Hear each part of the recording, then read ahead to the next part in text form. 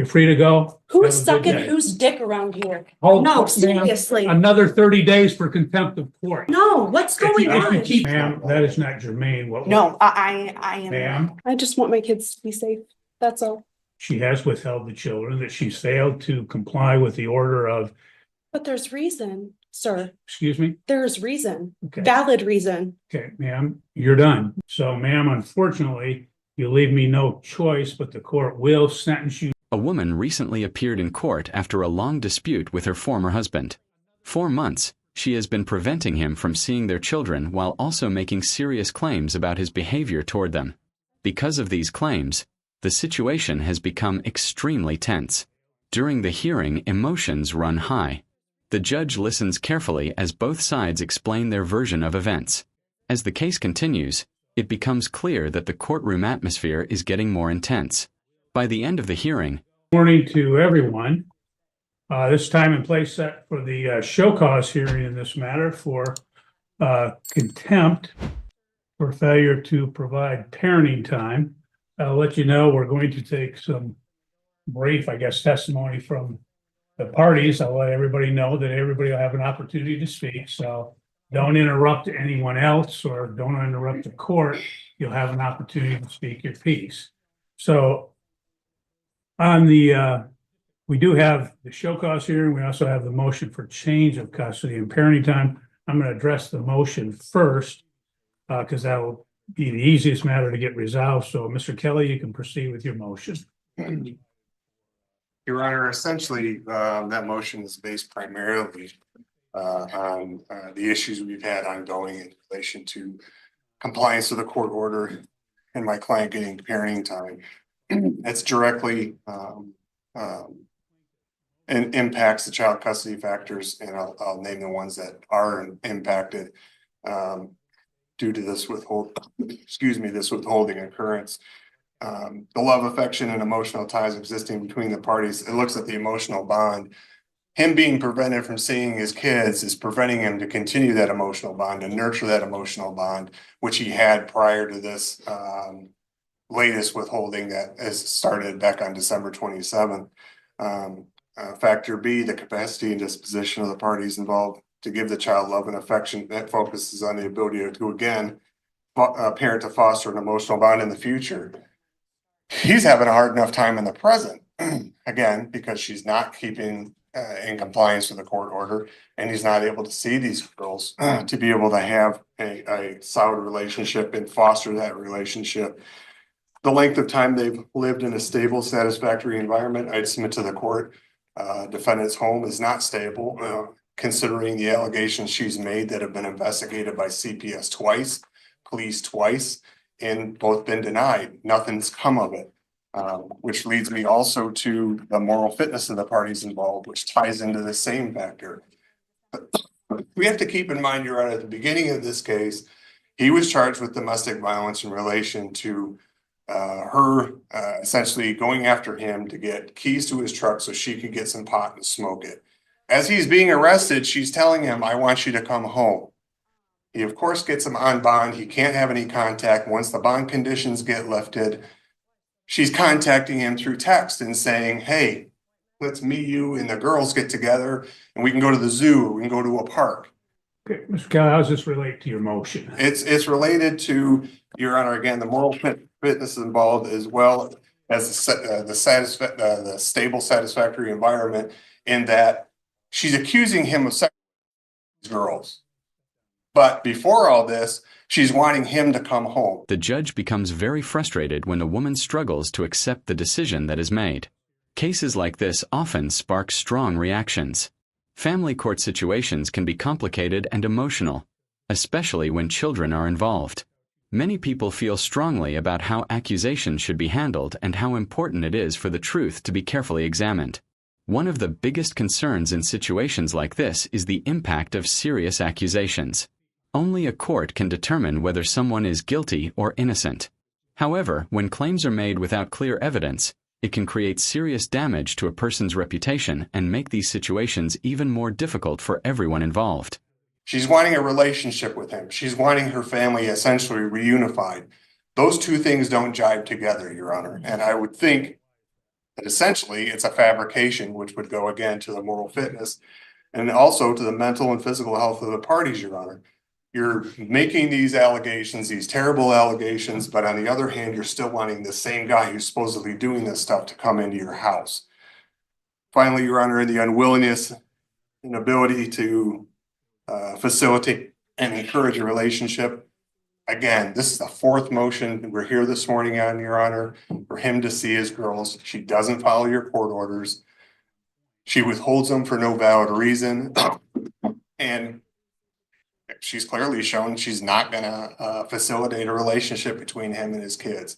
I think that's more than enough that gets us over the threshold of a change in circumstance or proper cause, because these things are having a significant impact on these girls' lives in terms of having a relationship with their mother. So we would request, as part of our relief, that you set this matter for an evidentiary hearing. We're also requesting during the interim that my client get temporary parenting time starting today, and that he continue to have them until the evidentiary hearing. That mom's parenting time be supervised at her expense, because she's clearly shown an unwillingness to follow your rulings or to comply with your court orders. I think if you don't do that, she's going to take these kids and run, and we're going to be in a bigger mess than we are today. Okay, thank you. Ms. Couch, if you wish to speak to the motion. I had some statements, but it's just what I had submitted to the court. Okay, go ahead, tell me, and then Okay, would you like me to stand? whatever you wish. If it's more comfortable sitting, go ahead, but speak up a little. So we can- Okay, I said that his first statement was true, but the second statement that he said was false. I said I previously tried to change parenting time because of the videos the plaintiff had been watching. It was reported to Penfield's police department because plaintiff was previously residing in Penfield. I spoke to their sheriff where we looked at the videos together, and he told me that he would be conducting a search and not to address the matter to the plaintiff because he would need time to get 2 search warrants, and the investigation was never done. For the father in this case, the situation has clearly taken a toll. Not being able to see his children for months can be extremely painful for any parent. In court, you can hear the exhaustion in his voice as he tries to explain his side and defend himself against the accusations being made. Meanwhile, the court process continues as witnesses are called to speak. Family members step forward to support their loved ones and share their perspective. The fourth statement is false. CPS is not taking the proper steps to ensure the minor children's safety, and I did mention police involvement in the last hearing as well. The fifth statement is also false. Errors were made by the plaintiff's attorney. The sixth statement is also false. There is supposed to be a pending CPS case, and I was never told otherwise. CPS and I have spoken on numerous occasions and decided that the best course of action was therapy, which the minor children are attending at Summit Point. I do have proof of all of that as well. That's also false. I was never told that they were declining to investigate the police. Number 8, it's false. In early 2024, my mom threatened to call CPS on me because of the children's odd behavior, requesting that I get them checked by the doctor. I had the doctor examine them at their 2-year checkup, and almost 2 months later, the plaintiff was arrested for domestic violence. I originally withheld the kids because of the plaintiff's sexual preference for diapers and enemas, knowing that the plaintiff was not mentally stable enough for unsupervised visitation. The 9th statement is true. The 11th statement is false. The 12th, I'm unsure of the plaintiff's employment, but the plaintiff has stopped paying child support, and I still stay at home with my children. Number 13, I have lived at the residence that the FOC has on file since December 10th, 2024. The 14th statement, I'm unsure of the plaintiff's relationship status. I have friends and family in Michigan, and I lived in Indiana until I was 18, and most of my family resides there.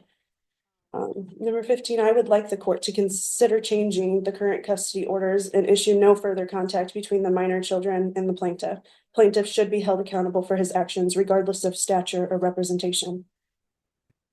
That's all. Okay, thank you. I don't need anything else, Mr. Kelly. What the court will do in this matter is the court has read the pleadings. Obviously, you're well aware of the file in this case. The court does believe that the plaintiff has met the VARCA threshold of proper cause, change of circumstances sufficient for an evidentiary hearing. So the court will schedule an evidentiary hearing in this matter. Mr. Kelly, you can proceed with your show cause hearing. Do you wish to take testimony from your client? Right.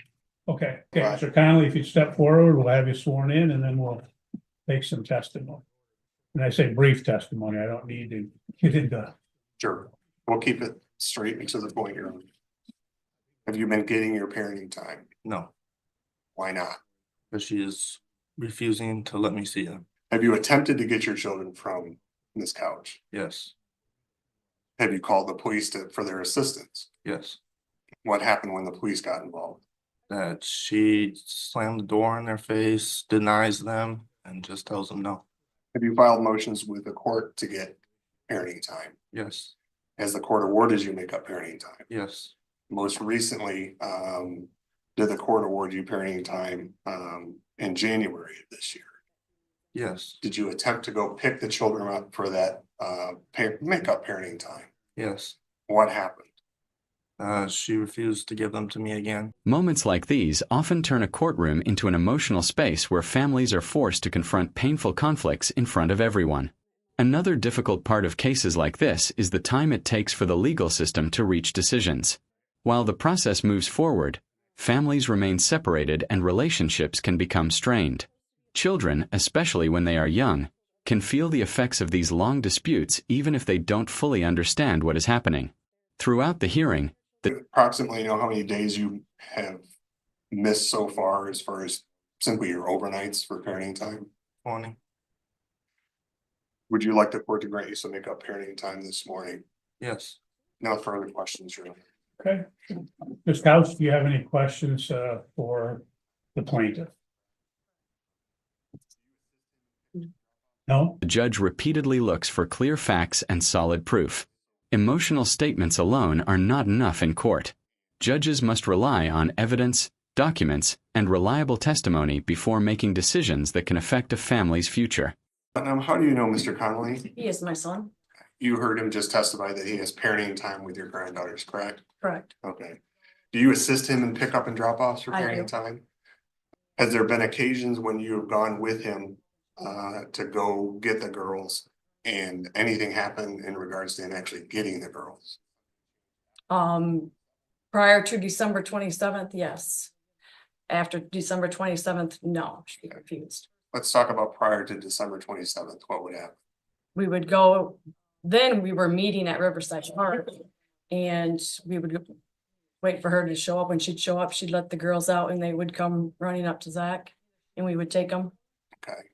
Did something change after December 27th? She just started refusing to give the give the girls. His first visit that he was supposed to was I'm not sure, but I got a text from Athena on New Year's Day saying Okay. that she was going to refuse to give the girls. Either she would not be home, he would text her and she would not respond, or if she was there, we'd knock on the door, she'd open the door and then just say no and slam the door in our face. So we would go back to the truck and call the police for the police to come out and assist. And the police came out and assisted that help in terms of actually getting parenting time to occur. No, she just did the same thing to the police. Just to clarify, that he talked about prior to the December 27th date, and the court had previously entered an order which provided for makeup parenting time that stated that the parenting time would, again, the makeup would occur on January 27, 2025. And the plaintiff's motion states that he did appear on that date. Did you go with him on the January 27th date? Yeah. Okay. And what happened on that date? She just refused. I don't know, either she refused or she wasn't there. And you don't remember if she was not there or if she refused? I don't remember that specific time. Okay. I have it written down at home, but I don't remember. Okay. Ms. Couch, do you have any I questions do, of this witness? yes.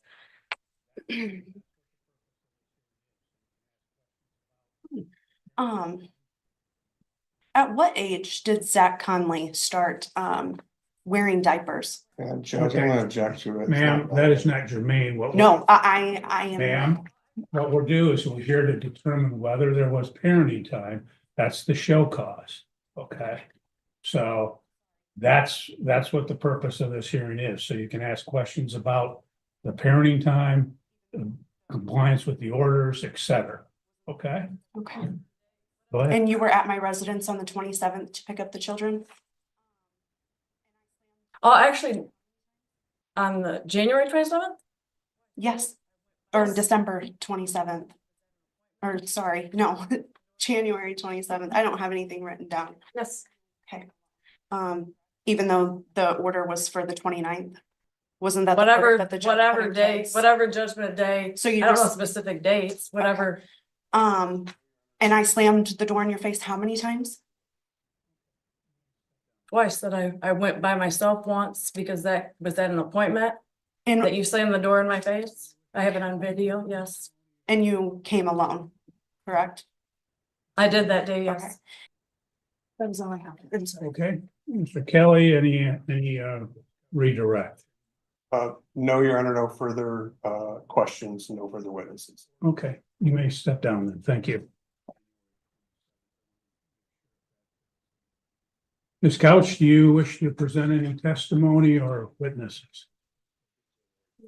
No? Okay. Check that order because there was some.